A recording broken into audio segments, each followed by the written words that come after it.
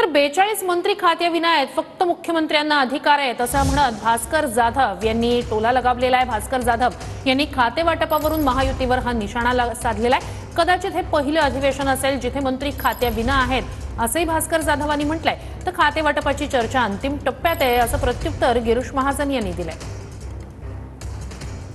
40 मंत्र्यांनी शपथ घेतली, परंतु घटनात्मक दृष्ट्या फक्त खरे मंत्री फक्त राज्याचे मुख्यमंत्री हेच होऊ शकतात आणि बाकी सगळे मंत्री बिनकामाचे आणि बिन खात्याचे आहेत।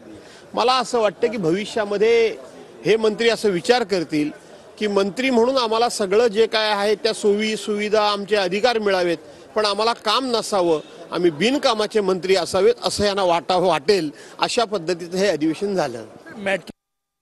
नेमकं कधी होणार महाराष्ट्राला पडलेला प्रश्न आहे? वाटतं लवकरच, अगदी लवकर। आता शेवटच्या टप्प्यामध्ये काम आलेलं आहे, आपल्याला कळेल आजकालमध्ये बहुतेक लवकरच। अडलंय का कुठेच घोडा अडलेला नाही। 3 पक्ष आहे महायुती आणि एवढं मोठं मॅन्डेट लोकांनी दिलेलं आहे, ते पहिल्यांदा दिलेलं आहे महाराष्ट्राच्या इतिहासामध्ये।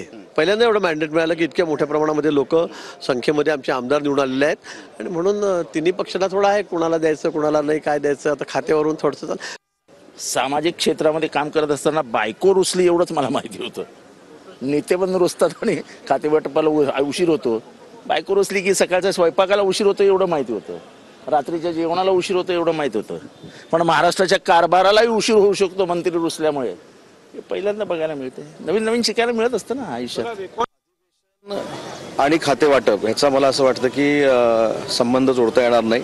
माननीय मुख्यमंत्री महोदयांनी उत्तर दिलेलं आहे, माननीय एकनाथ शिंदे साहेबांनी विधान परिषदेमध्ये प्रमुख नेते म्हणून उत्तर दिलेलं आहे, अजितदादांनी देखील प्रश्नाला उत्तर दिलेली आहेत। त्याच्यामुळे कुठं कामकाज थांबलंय किंवा त्याचा परिणाम कुठं विकास कामावर झालाय अशातला अजिबात भाग नाही।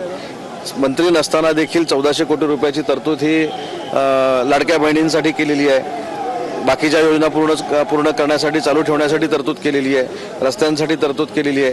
त्याच्यामुळे खाते वाटप हा 3 पक्षांचा इंटरनल प्रश्न आहे आणि तो योग्य वेळी आताच लवकरात लवकर खाते वाटप होईल याची आम्हाला सगळ्यांना खात्री आहे। वाटप जाहीर न करता अधिवेशन आज संपतंय, काय नेमकं सांगाल? मला वाटत नाही अजून 1 आठवडा तरी खाते वाटप होईल। निर्णय तर बरेच घेतले जात आहेत पण तो खाते वाटप झालेलं नाही। धनंजय मुंडे कोणाची तिन्ही पक्षांची हरकत नाही आहे, कोणाची तिन्ही नेत्यांनी बसून काल सगळं ठरवलेलं आहे। कदाचित आज डिक्लेरेशन होईल असं आम्हाला वाटतंय। आत्ताच आम्ही मुख्यमंत्र्यांकडनं चहा पाणी नाश्ता करून आलेलो आहोत, त्याच्यामुळे आज होईल असं आम्हाला दिसतंय।